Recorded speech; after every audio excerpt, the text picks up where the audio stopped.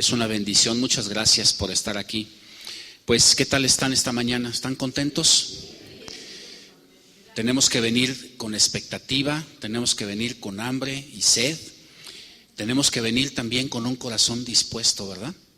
Así que, ¿por qué no me acompañan y oramos un momento para poner esta reunión en manos del Señor? Señor, te damos gracias porque tú nos trajiste aquí con un propósito. Tú tienes un plan para nosotros el día de hoy.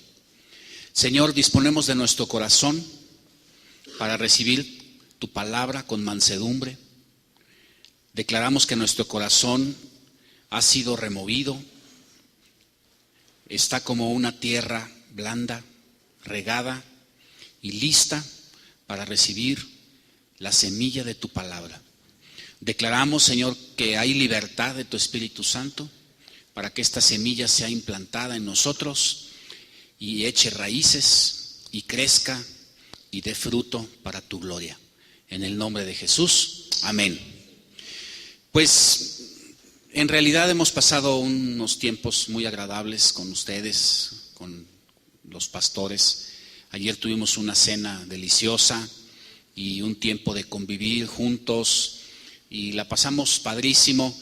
Si no viniste ayer a la reunión de matrimonios, pues te invito a que la próxima lo hagas.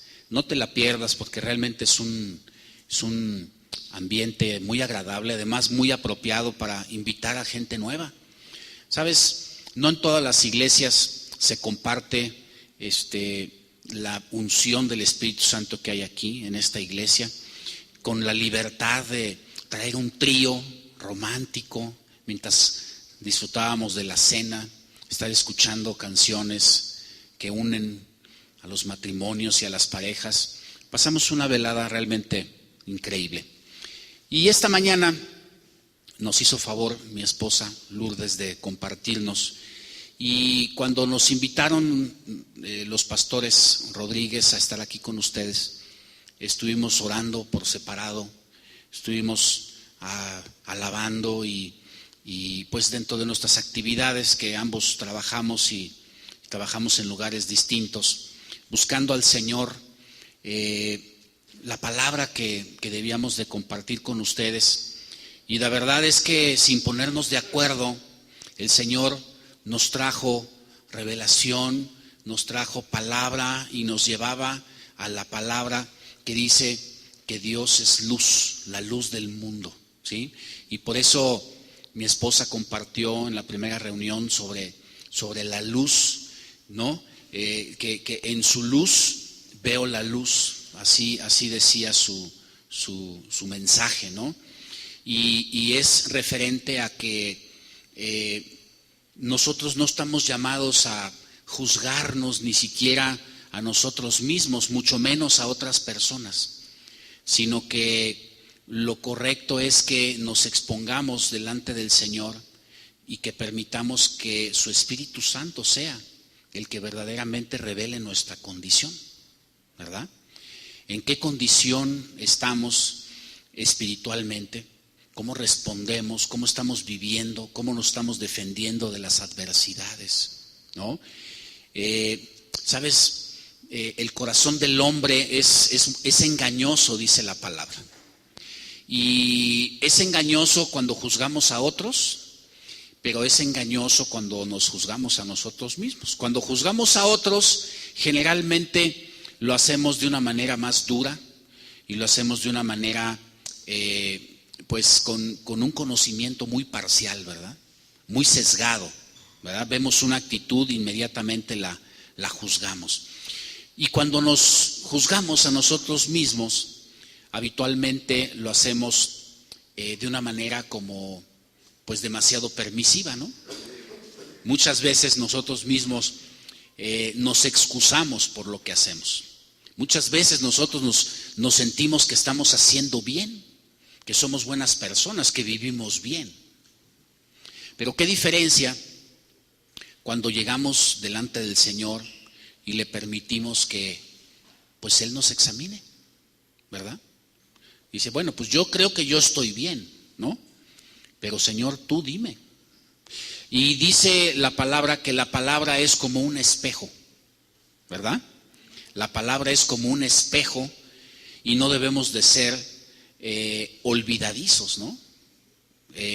No debemos ser olvidadizos. Cuando la palabra de Dios expone, es un espejo porque nos vemos a través de la palabra y entonces podemos ver mejor nuestra desnudez, nuestras condiciones, nuestros errores, y con la ayuda del Espíritu Santo nos trae al arrepentimiento, ¿no es cierto?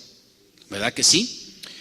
Pues yo quisiera ahondar un poquito y abundar un poco en esto que vimos en la mañana, y quisiera que fuéramos juntos a la palabra, al Evangelio de Juan, capítulo 14.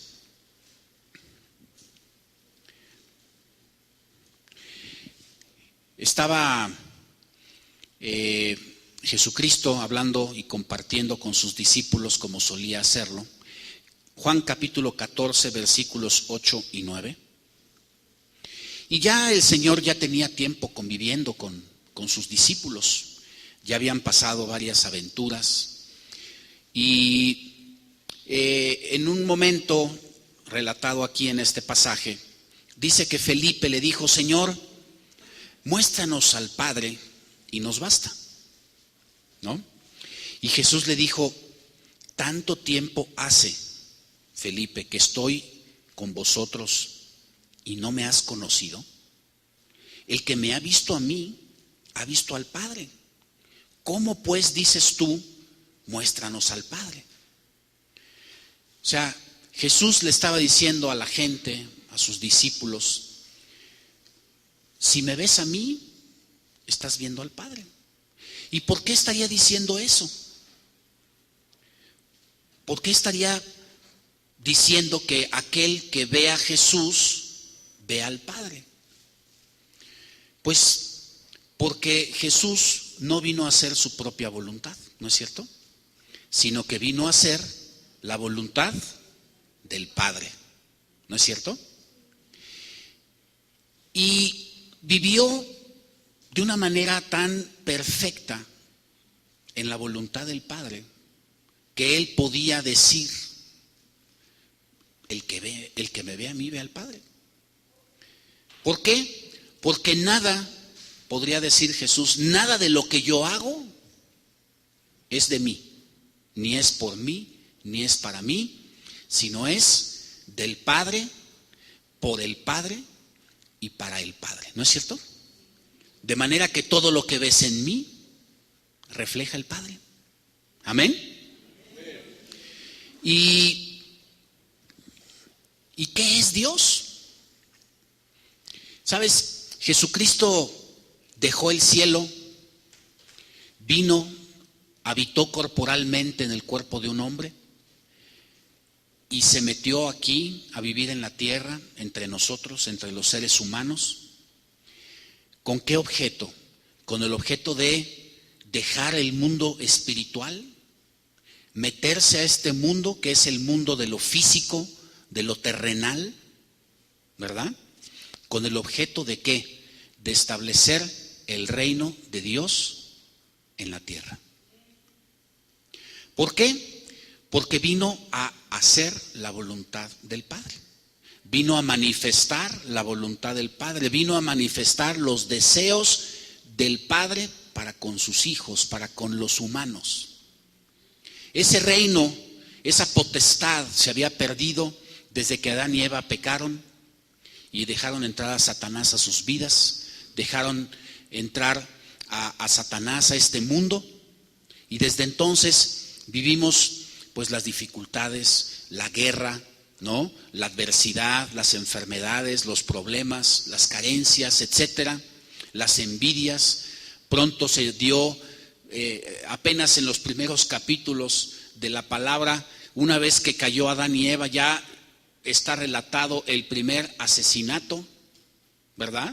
La decadencia del hombre fue inmediata, fue una caída libre, ¿no?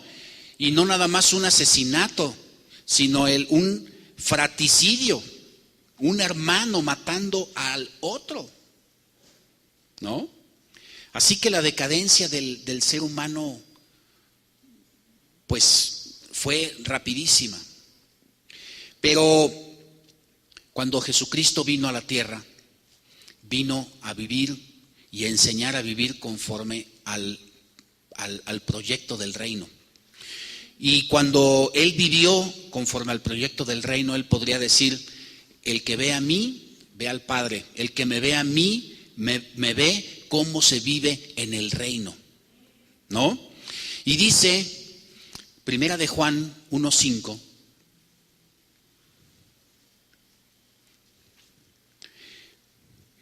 dice: este es el mensaje que hemos oído de Él y el cual les anunciamos.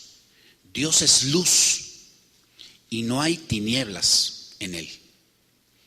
A mí me encanta que la luz fue utilizada como una analogía, como un ejemplo, ¿verdad? Para reflejar lo que es la presencia de Dios, el reino de Dios y el dominio. Porque dice la palabra de Dios que Dios es luz y no hay tinieblas en Él. Y nuestro llamado es a que precisamente nosotros también reine la luz. La luz de Jesús, la luz de Dios, la luz que gobierna las tinieblas. La luz, en aquellos tiempos bíblicos obviamente no existía la luz eléctrica. La luz siempre provenía del fuego, ¿no? Y el fuego, ustedes saben que es un símbolo del Espíritu Santo, ¿verdad? Cuando cantamos la iglesia está en fuego, ¿no? La iglesia dice amén, ¿verdad? Cuando decimos que tu fuego caiga, ¿verdad? Significa que arda en nuestro corazón la pasión, que arda la autoridad, que arda el poder, que arda el amor de Dios hacia el prójimo, etcétera, ¿verdad? Y me encanta el ejemplo bíblico del fuego, porque el fuego también quema. Se utiliza como símbolo, ¿verdad? Y dice que nuestra ofrenda será pasada por fuego. Nuestra ofrenda será pasada por fuego, y aquel que ofrende madera y hojarasca y papel, pues perderá su ofrenda. Quizás fue lo que sucedió precisamente con Caín y con Abel, cuando nos compartía el pastor Reinaldo. Caín presentó su ofrenda y Abel presentó la suya. Una fue vista con agrado, pero la otra no fue vista con agrado. Y yo no entendía, yo decía, ¿por qué la ofrenda de Caín no fue vista con agrado y la de Abel sí? Por la sencilla razón de que la ofrenda, como dice el pastor Reinaldo, es algo espiritual, ¿no es cierto? Es algo espiritual, es algo que viene del corazón, ¿verdad? Es algo que viene del corazón, Abel le presentó no una ofrenda, le presentó ¿qué? Lo mejor que tenía, ¿verdad? Que eso habla de la actitud del corazón, ¿no? Y cuando nosotros andamos en este mundo, también todo lo que hacemos manifiesta esa luz en el grado de luz que nosotros andemos caminando, en el grado de unción, en el grado de presencia, en la actitud de corazón que nosotros andemos haciendo las cosas. Porque aquello que hay en nosotros, esa luz de Jesús que ha venido a habitar en nuestro corazón, se manifiesta. Y hay dos formas en que las cosas del hombre se hacen aparentes, ¿sí? La luz de Dios en tu corazón manifiesta a Dios y manifiesta al Espíritu Santo, como el corazón de Jesús manifestaba al Padre, ¿no es cierto? Amén. Yo declaro que la luz de Dios se manifiesta en lo que tú haces. Pero hay otras formas en que se observan las cosas. También podemos observar cosas que no son manifestación del Espíritu, sino que son una exhibición. Lo que se exhibe es diferente de lo que se manifiesta. Nosotros manifestamos lo que traemos en el corazón, pero podemos ver exhibida la religiosidad, podemos ver exhibido el fingimiento, podemos ver exhibida la hipocresía, podemos ver exhibida la mentira, podemos ver exhibidas las cosas, ¿no? Pero nosotros tenemos que aprender a que la luz de Jesús crezca. Y uno de los propósitos más importantes de nuestra vida como creyentes es perseverar en esa luz. Amén. Tú y yo estamos en esta tierra para manifestar el reino de Dios a través de nuestra vida. De eso compartíamos también ayer. El matrimonio es una forma muy importante de que el ser humano manifieste el reino de Dios y su justicia. Pero esta palabra no nada más es para los casados. Es para los casados, para los solteros, para los jóvenes, para los hijos, para los padres, para los abuelos, ¿verdad? Y para todos aquellos que hemos abrazado la fe de Jesucristo. La fe de Jesucristo es hacer crecer esa luz. Y sabes, si a ti te pasa lo que a mí, a veces te sientes en fuego, pero sabes, si te descuidas, esa llama se empieza a apagar, esa llama empieza a decaer, esa llama empieza a disminuir. El altar que hay en nuestro corazón tiene que ser cuidado, tiene que ser limpiado y tiene que ser alimentado todos los días de nuestra vida. Amén. Tenemos que hacer perseverar ese fuego y no permitir que se apague. No permitir que ese fuego se apague. Y a veces, si tenemos días buenos, si tenemos días malos, a veces sentimos que nos pasan los días y nos pasan las semanas y nos pasan los meses y podemos pensar nosotros mismos, bueno, pues ¿qué está pasando con mi vida, verdad? ¿A dónde voy? ¿Realmente estoy progresando? ¿Realmente estoy siendo una mejor persona? ¿Estoy aprendiendo a ser un mejor hijo? ¿Estoy siendo un mejor padre para mis hijos o una mejor madre? ¿Estoy siendo un mejor discípulo de Jesucristo? Y sabes, nuevamente te repito, es mejor que no entremos en juicio, ni con nosotros mismos. Lo que debemos hacer es entrar en la presencia del Señor. Y la presencia del Señor nos dirá la situación de nuestro corazón. Porque en Dios no hay juicio para sus hijos. En Dios hay misericordia. En Dios hay paz. En Dios hay enseñanza. En Dios hay sanación. En Dios hay sanidad de corazón. Su Espíritu Santo nos constriñe. Su Espíritu Santo nos llama a paz, a justicia y nos redarguye cuando nos equivocamos. ¿No es cierto? Tenemos al Espíritu Santo habitando en nosotros y tenemos que tener fe. Una vez hecho esto, tenemos que tener fe que el Señor ha enviado su palabra y que su palabra no regresará vacía. Gracias, Isaías.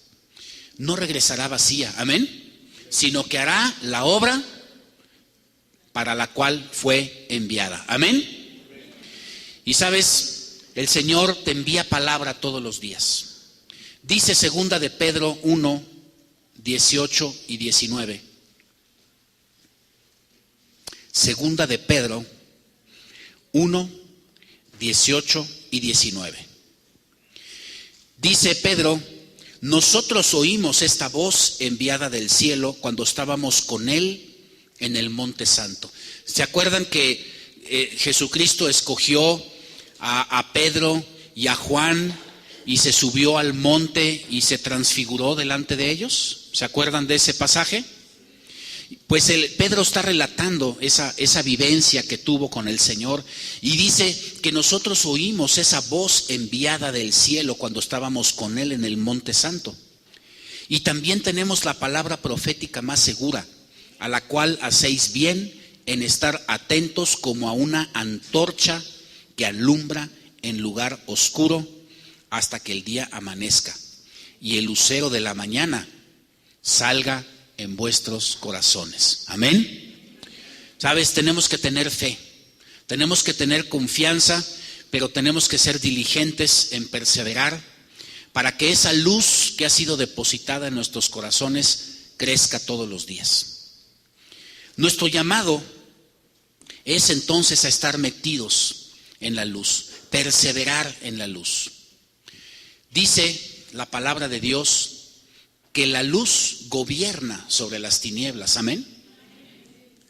Cuando nosotros perseveramos en esa luz, nuestro grado de dominio, nuestra autoridad espiritual, nuestro círculo de influencia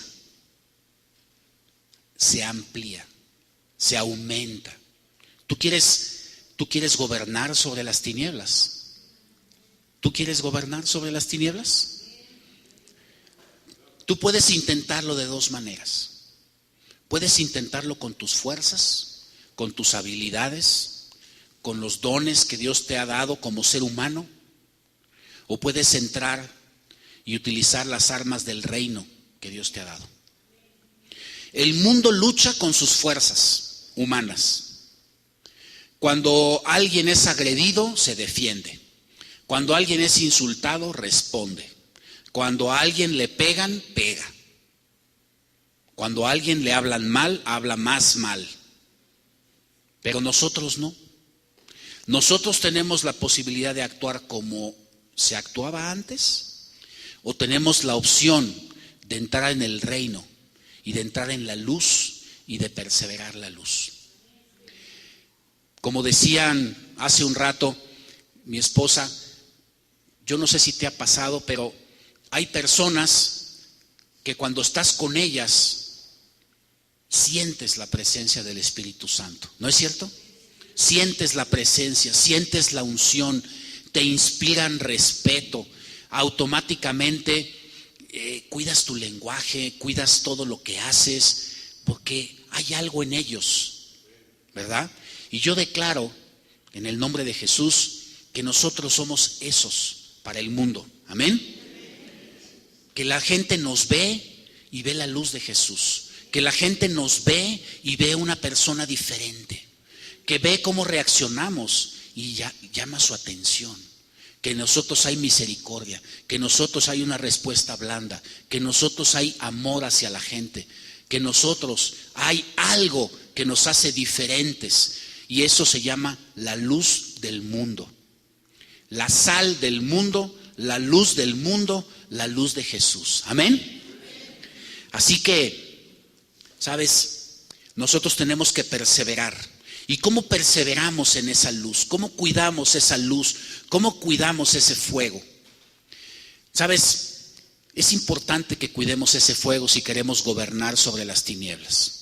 Es importante que crezcamos en autoridad espiritual si le queremos poner una raya al enemigo para que no se meta con nuestros hijos, para que no se meta en nuestra casa, para que no se meta en nuestro trabajo.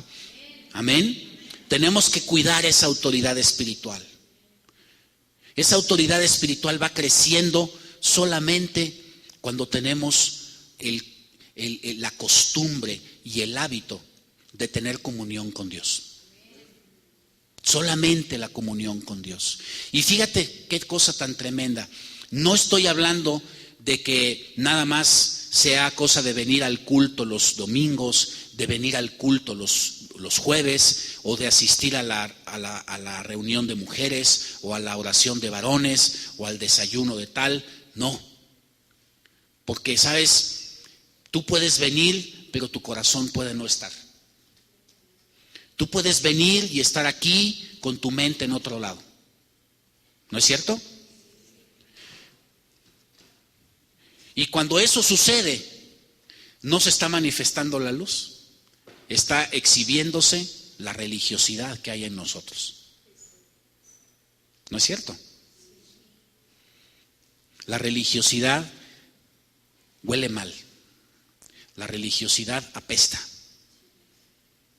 Los fariseos eran religiosos. Los fariseos dice que diezmaban todo y según esto cuidaban la ley a pie juntillas, ¿verdad? Y se esforzaban cumplir en todo, pero en realidad, por dentro, eran unos hipócritas. ¿No es cierto? Y si con alguien fue duro y severo, Jesucristo, fue con los hipócritas.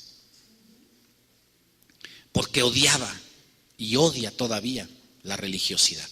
La odia. Jesucristo les llamó de todo. Pero lo que me llamaba verdaderamente la atención es que en su cara les decía, es que ustedes son como sepulcros blanqueados. ¿No es cierto?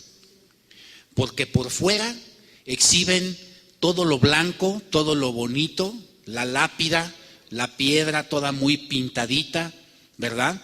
Pero por dentro destapas a esa gente y en el corazón hay podredumbre. Amén. ¿Sabes? En nosotros como cristianos, la luz siempre tiene que venir desde adentro y manifestarse hacia afuera. ¿No es cierto? Amén. Sabes que yo soy cirujano y una de las cosas que cuidamos los cirujanos es que cuando una herida se infecta después de una operación o después de un accidente y una herida se infecta y se forma un absceso, ¿verdad? En vez de ocultar esa pus, en vez de ocultar esa infección, en vez de ocultar ese mal, ¿sabes qué hay que hacer? Abrir para que salga toda esa infección. Cortar a veces y abrir. Y cuando cortamos y abrimos y sale toda esa infección, la persona inmediatamente siente alivio, siente descanso.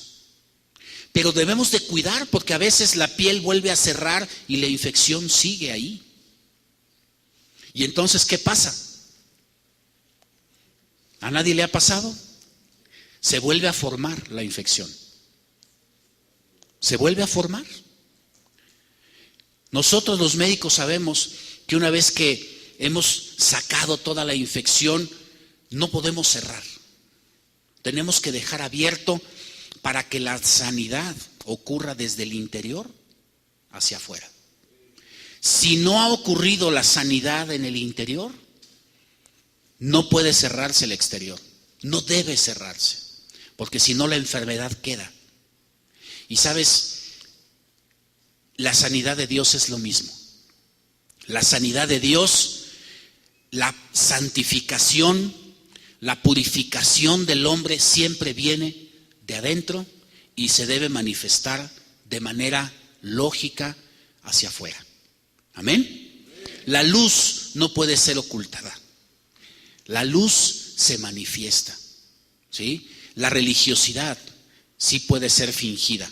Sí hay fingimiento. Pero nosotros buscamos la luz que viene en el interior.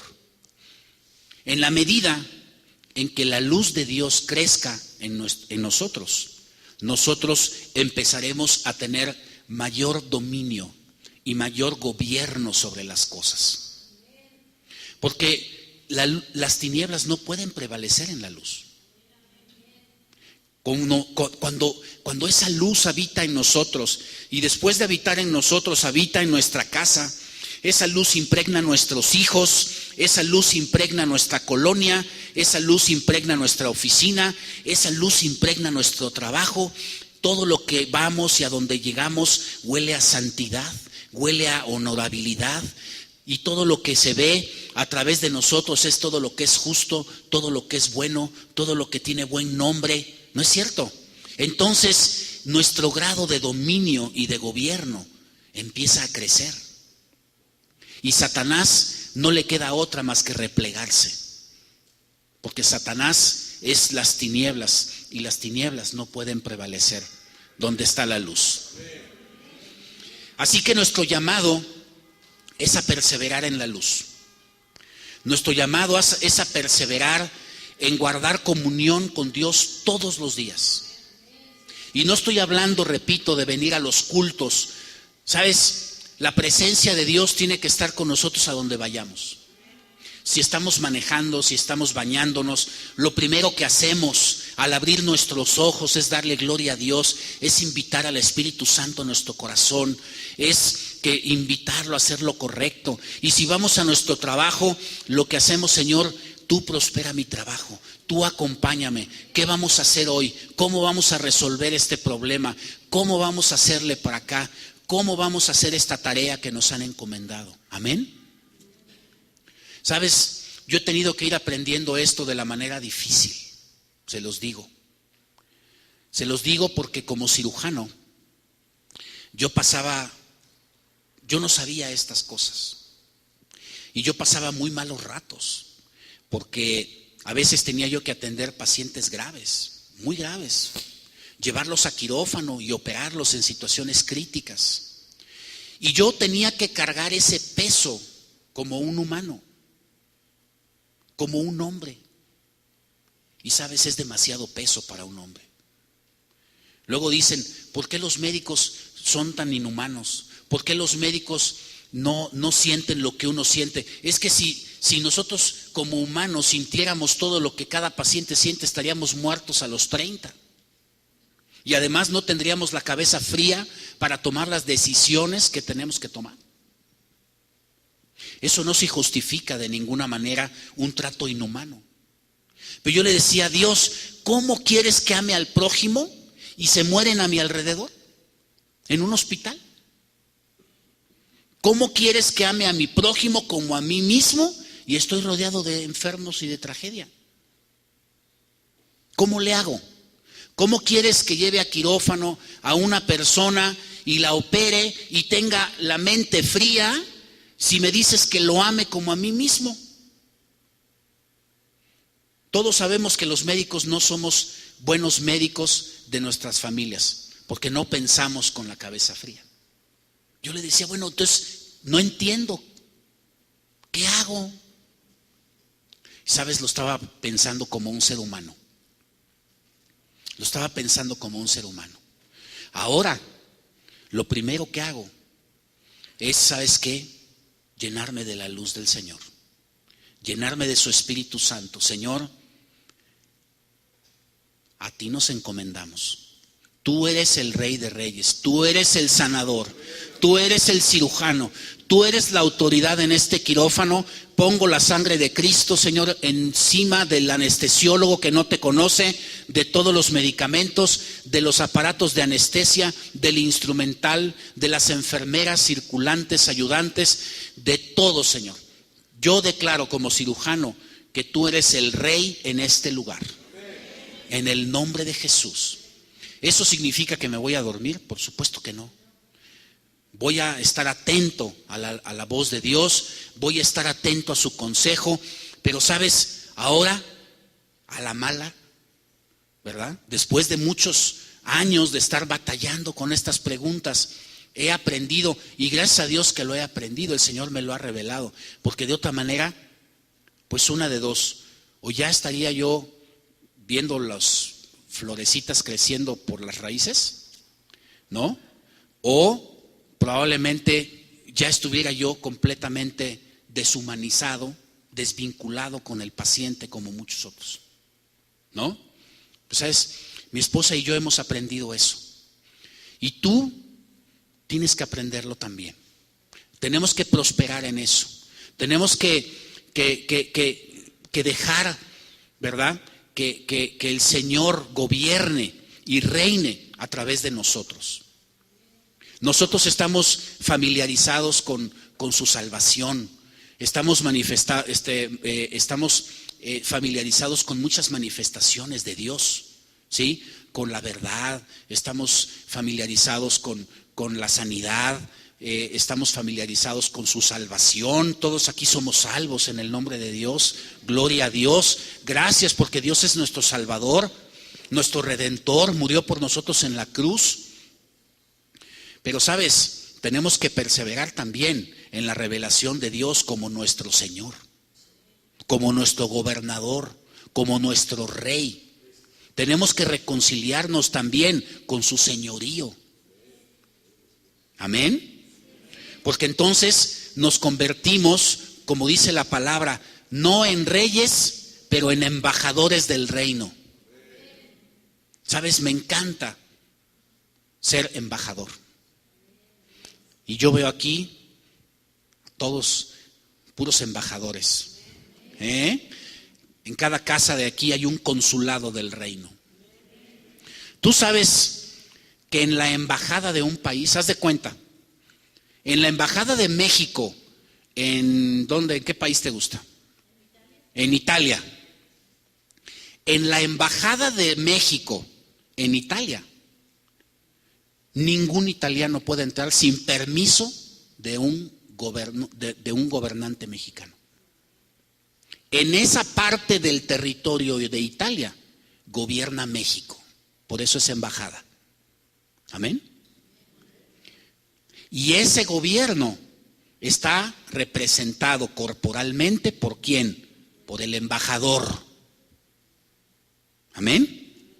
Y en esa parte de territorio, aunque esté en Italia, en esa parte de territorio se aplican las leyes mexicanas. Amén.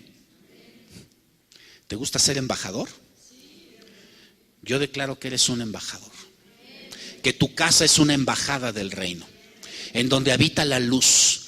Ahí no gobierna la sociedad, ahí no gobiernan las tinieblas, ahí no gobierna Satanás.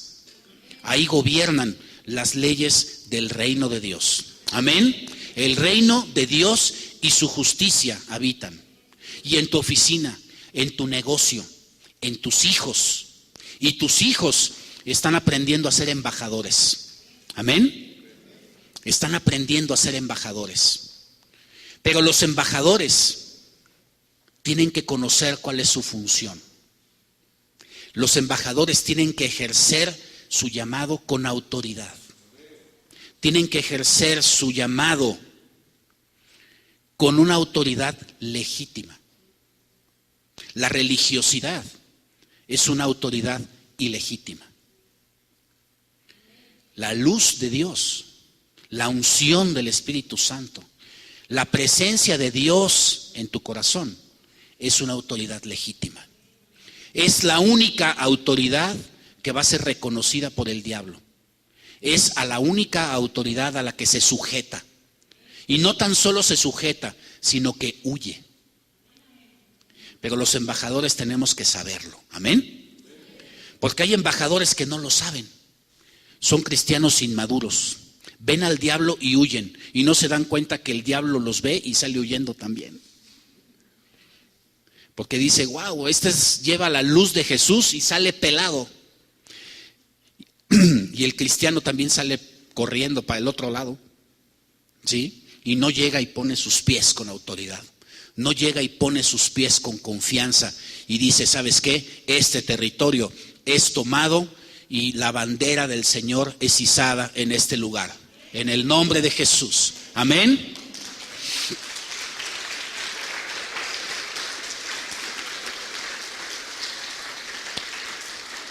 Yo te invito a que te pongas de pie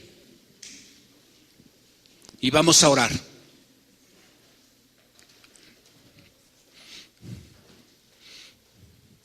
Señor, te damos gracias esta mañana, esta tarde ya, por tu palabra.